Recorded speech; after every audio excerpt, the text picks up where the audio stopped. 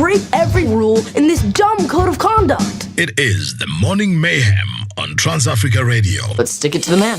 OnThe Radio.movie. My name is Thabang Mashile, and of course in the studio we've got to Dela Sosimi. Yes, Dela Sosimi in the house. Give it up. How you doing, my sir? I am buzzing. I had an amazing encounter with Black Motion yesterday, and we were together for like about 12 hours, just vibing, just creating, just, getting it together, catching up, And so I'm still buzzing from that. You're still buzzing from that, Indeed. What a historical week. I love it. And you are actually out here in South Africa. And how's South Africa so far treating you? How the people? I'm just loving it. I haven't really gone anywhere except to go and hang out with Black Motion and vibe off each other. And, it's about 4 generations apart or 2 generations apart, and it's wonderful. I'm loving it. You're loving it out here. Dela Sosimi is out here in the building, 26 minutes past 10 o'clock Central African time. It is the third and final hour of the show. And of course, as promised to you, we've got the medicine man in the stew. This guy has actually been in the music industry for a very, very long time. Started actually back in 1979, Yes. And this guy has actually been playing for the likes of Fela Kuti and of course Femi Kuti as well, And you actually played for Fela Kuti for 7 years to be quite exact. Yes, indeed. Now, one thing that I actually want to understand, but you worked with one legendary musician, in the Afrobeat industry. He actually is the one that actually started this whole genre of Afrobeat. He's the man responsible for the genre. You know what I mean? Yes. And now, I want to understand, how was it actually working with the Fela Kuti? I was highly privileged. I was lucky. I was blessed. And I still am blessed. Sure. And I'm still lucky. I'm still riding in the slipstream of the fact that, you worked with a legend. And not only did you work with the legend, you assimilated. You had all the influences, all the teachings imbued into your persona, into your DNA, and what you're able to do today reflects that, look, the possibilities are still endless. We have barely scratched the surface. So that's my mission. I'm here in Joburg to keep on evolving that genre by collaborative walks, by lectures, by influencing the young up-and-coming musicians, showing them how it is, break it down, put it back together and say, look, there it is. Now take it any which way you want. You've got your roots, you've got your traditions, you've got your heritage, you've got your culture. That should decide how you want to now make history by charting your own courts and making your own contributions, original or however you want to take all it. The way. So yes, I'm loving it. You guys are going to have to adopt me. Let me be. We can take you. You can be here all the day, and be my co-host. Yes, please. I would love it. I'd love to have Dela Sosimi out here in the studio, man. Every day, your energy is just too much, man. It's just too much. I love your energy. So back to I was saying, it was great to work with him. He was just a genius, a genius extraordinaire. How many African champions do we have that have died and 20 years post their death they're still relevant, more so relevant, not only musically but socio-political commentaries made years ago still relevant in the situation all over, not Africa alone, but all over the world in general. And people still keep referring back to him. And this man prophesied. He said we should take note. He said we should be prepared for all these things. And we just didn't listen note. Back then, and now it's not too late, but man, it's like we can still take notes. Yes, we can still take notes. Now I want to jump in there. So sorry to actually disturb you. Now you were part of the Egypt 80, which was actually a group started by Fela Kuti, and then you decided, while he was actually incarcerated, you and Femi Kuti decided to actually do your own thing, and that's when you actually were in charge of Fela Kuti's Egypt 80, Yes. And one thing that I actually want to understand is that what are some of the lessons that you actually learned from Femi Kuti that was actually the son of Fela Kuti, because now you saw like 2 generations, or probably even more generations from Fela Kuti. Well, Femi Kuti was my mate. We were in high school together. Femi Kuti was your high school mate? Yes. Okay. That's how I actually was part of the introduced to Fela through Femi.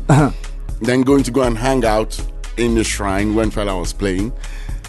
after being introduced, I became, part of the family. Yeah. I was always welcome. I didn't have to pay to get in. Yeah. And I sometimes could even bring my own guests in. Okay. And that was like, that made you a kind of celebrity. Oh, yeah? Everybody wanted to be your friend. Okay, okay. Can you get me in? Can you get me in? Anyway, so learning from Femi was highly dedicated. As a leader, very disciplined, I'm more laid back, I was the more laid back, and he was always on my case. You don't practice enough. You should practice more. And I used to be laid so clearly back. You didn't practice enough. Yeah, well, he used to say that, still, I'm still laid back, Yeah. because I believe in, you know your limits, you know your limitations, you know what you're capable of, and you know your learning pace. So walk at your own pace. Don't look at the next person. Don't what look at the doing. next person. Run your own race, because your lane, stay in your lane. Sure. If your lane dictates, you just keep it slow and steady. Keep it slow and steady. And if you get overtaken, it's okay. Don't worry. That's your pace, and you will get to your destination at your in due appointed time. Don't be in a hurry, because when you're in a hurry, then you can crash. Wow. So that's one of the things I learned from Femi. Some amazing advice right here on Radio.Mobi. Come on, man. Yeah, to the young generation, always remember, keep it real. Okay. No pretenses. And do not get carried away. Yeah. Sometimes you're riding that roller coaster vehicle of fame. Don't let it get to your head. Keep it real. You're still human. You're still susceptible to the frailties of being a human being. So be prepared at all times. Whatever situation you find yourself in, be prepared to just walk with it. Wow. Man, I feel like you can just talk and talk. I know. So I can actually just keep quiet. We need to play some music. So yeah, let's South Africa know. Let's play some music. Now, there's a track that you actually did with Dela Sosimi with the Afrobeat Orchestra called Too Much Information. And then there was actually a house remix. Yeah. Now, did you actually anticipate this big of a response from a lot of people?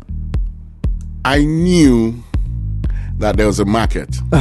So strategically, it was a strategic decision to allow that many remixes be done. And out of all the remixes, it was that particular one that was the one that went viral.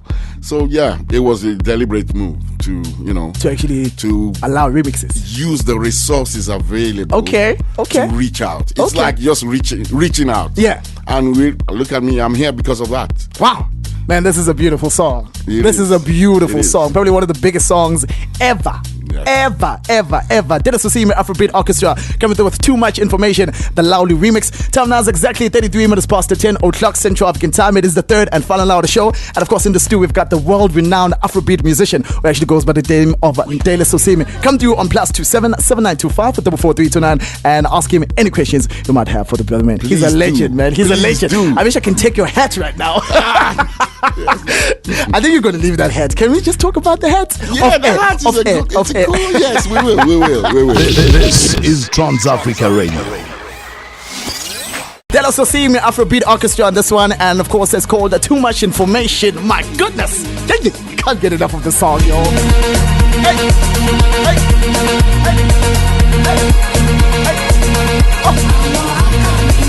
What a jam, man.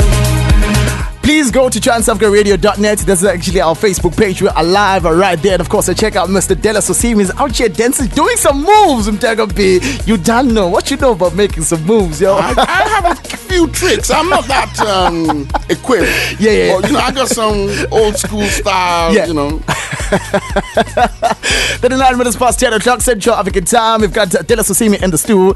And one thing that I also hear about Dela Sosimi is that back in 1986, him and of course Femi Kuti actually left Egypt 80 and they actually started their own thingamabobby, Now, what actually influenced you to actually move out of Egypt 80?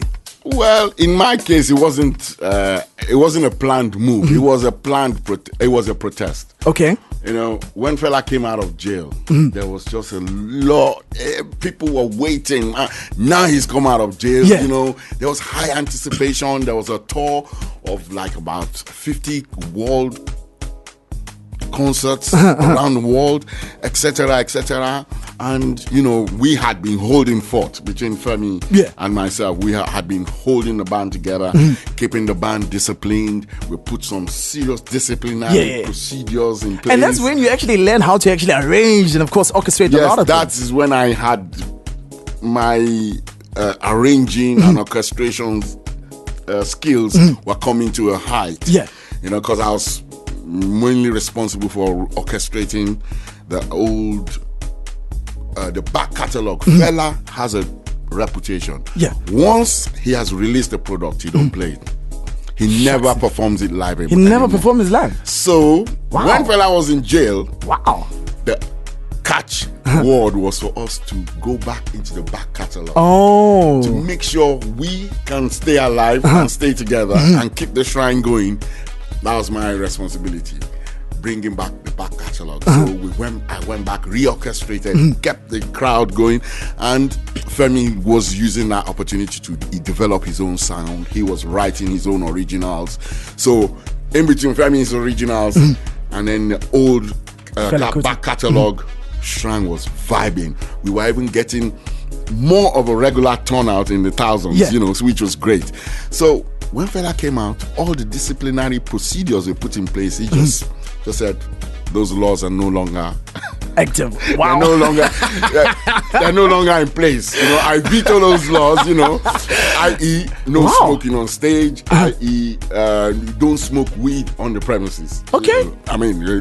Fela's place. Because we were like, look, if Fela's in jail now, if we get shut down because of weed, we lose our source of revenue, our source of income. And, that was one of the cool things. But then the main thing was that the first rehearsal with the band, we were supposed to rehearse from 4 p.m. till midnight. Yeah. We were there and we had discipline level in the band was you need to be in the premises by 3:30 at the latest.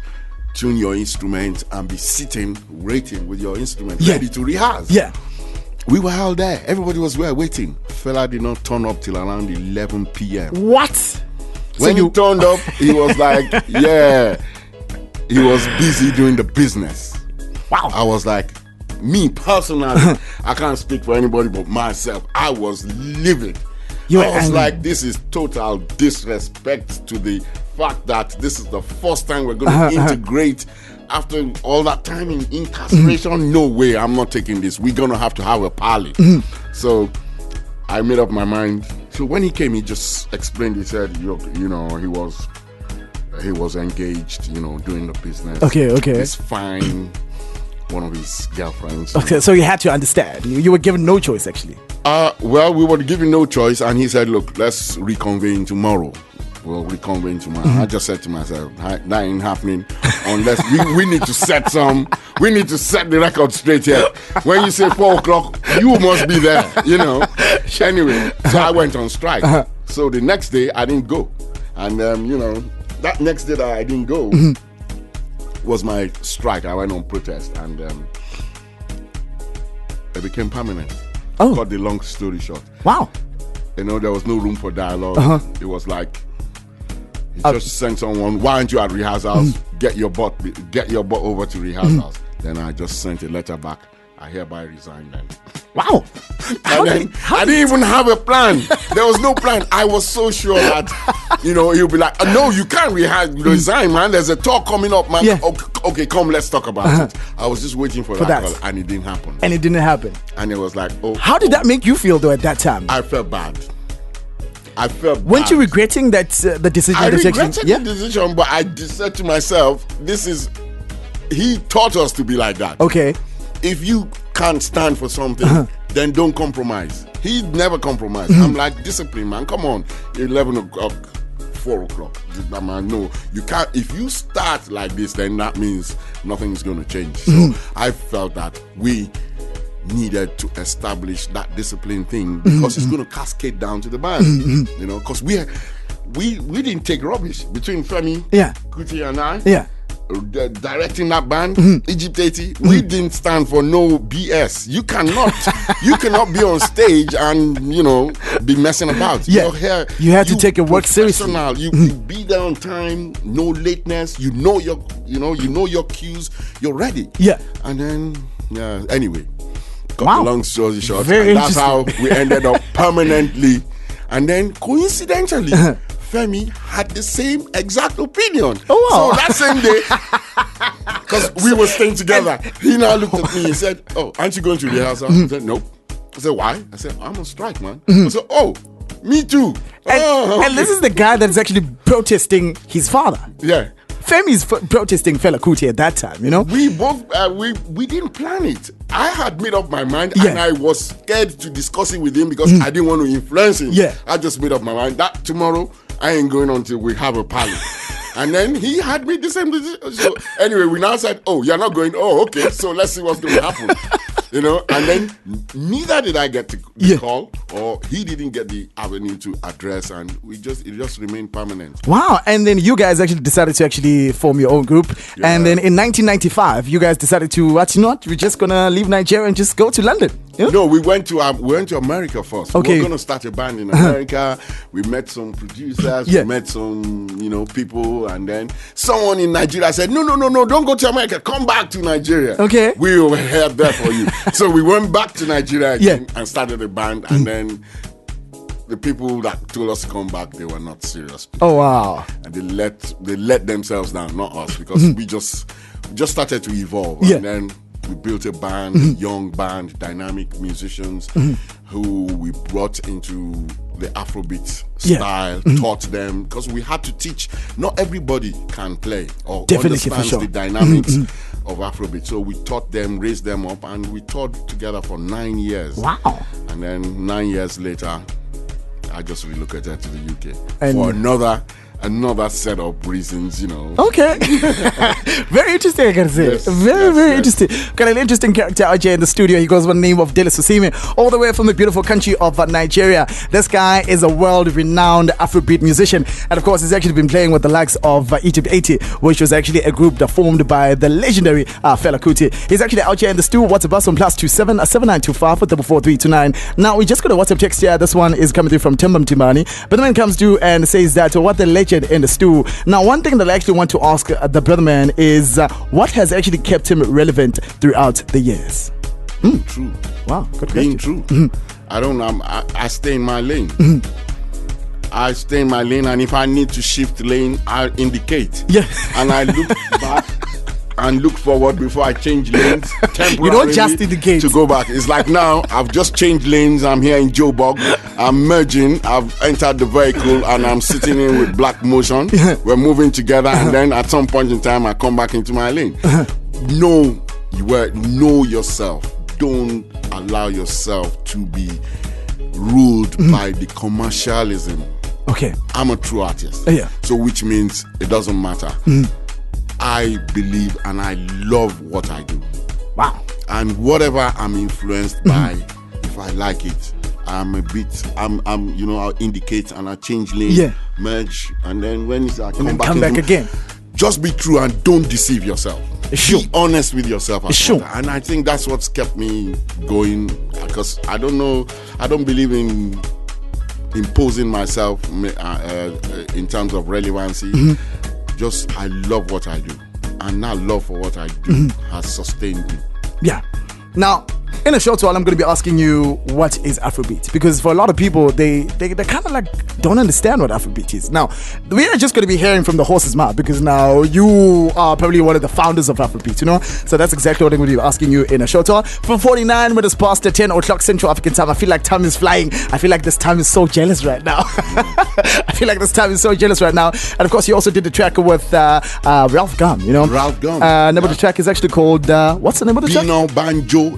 The fires are burning, let them rage on. Sure. If the thunderstorms, it's just like a way of saying when the fire's raging, when the thunderstorms are thundering, do not lose your focus. Wow. You need to just keep on going. Look at Madiba.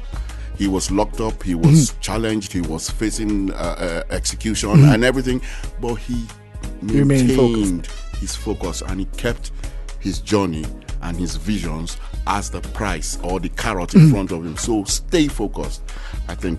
And stick to the plan. Stick to the plan. Stick to the plan. This is Trans-Africa Radio. Some beautiful music right here on TRadio.mo with the legendary Dela Sosimi on this one, coming through with Ego Better. Beautiful music, I gotta say, man. Beautiful message as well, you know? You're actually telling us off air what the song is actually about. It's actually about a poor man who's just looking out and, of course, venturing and looking for a job. But on his way there, he just sees a lot of things, you know? Sees beautiful cars, sees beautiful houses. But now his spirit is actually good because it doesn't have bad intentions, you know? And the chorus is like, today is going to be better, tomorrow is going to be better, and it's by force that tomorrow is actually going to be better. Beautiful message. Beautiful. Going, no matter who you are, no matter how bad things are, keep on doing what you do. Wow. As long as you're doing an honest day's job, you have learned, you are skilled, just keep on. Keep a positive attitude. It's hard though. Definitely. I know it's hard. It's not easy, but you've just got to, believe in yourself, believe in the goodness that exists in the world. Keep on walking and, Yeah.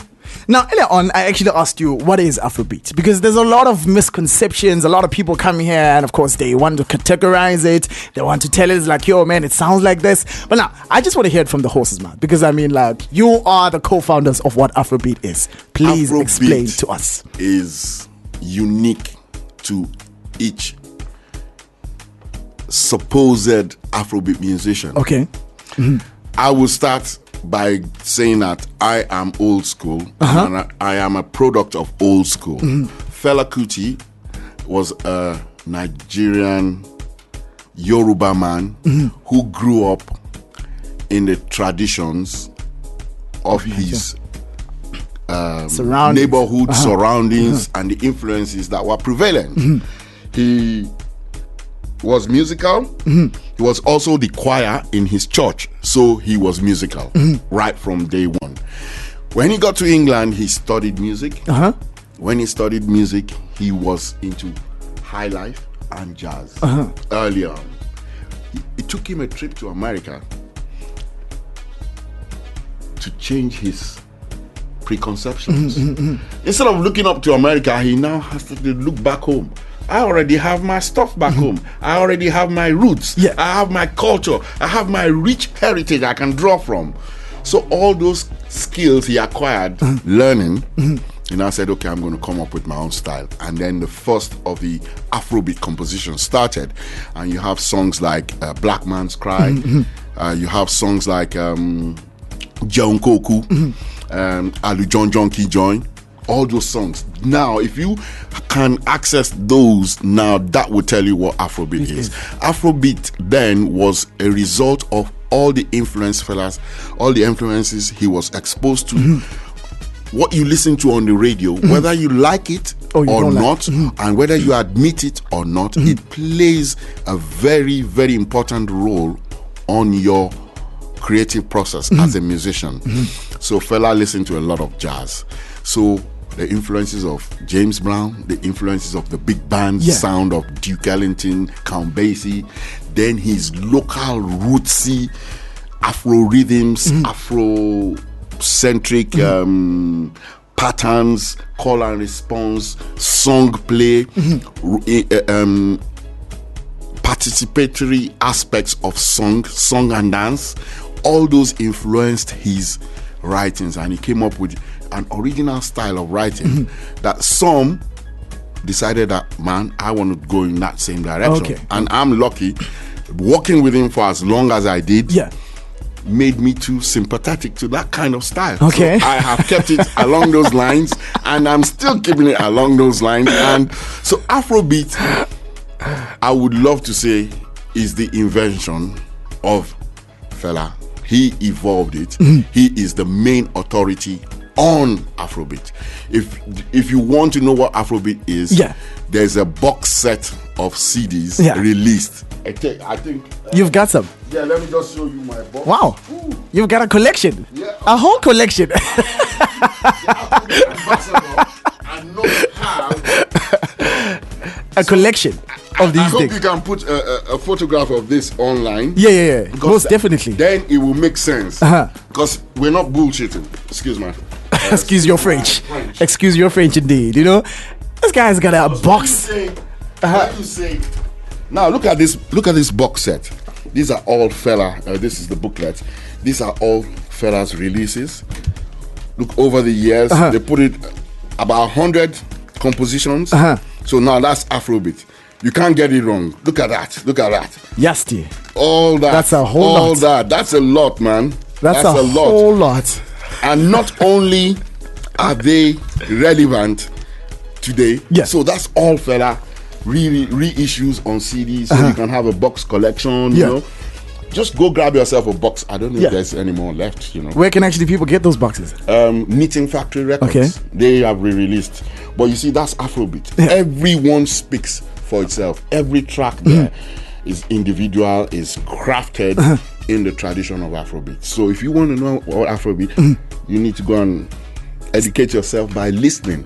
So that way, that would tell you, and then you can decide and analyze and then come up with your own meaning of what Afrobeat is. For me, now, sir, sadly, that's Afrobeat. Sadly, we have no time. You know, we've run out of time. Sadly, we've run out of time. You know? I'm glad I came and shared the little I could. But before I actually let you go, there's a question that I actually need to ask you. At Trans Africa Radio, we play 100% African music, and what are your thoughts when it actually comes to that? That's the right thing to do. That's the right thing to do. I don't expect anything less. So well done. Keep it real. Keep on keeping it real. And I'm coming back. I will be back. Hasta la vista, Definitely. as they say. I'm looking forward to coming back. And Definitely. I'm going to be shouting out about you guys. You made me feel very welcome, and I'm happy to come back and share some more. This time around, I'll not be late. Please, I will not do I will not do a black motion session before coming. I will do it afterwards. 5 minutes past 11 o'clock Central African time. This is Trans Africa Radio.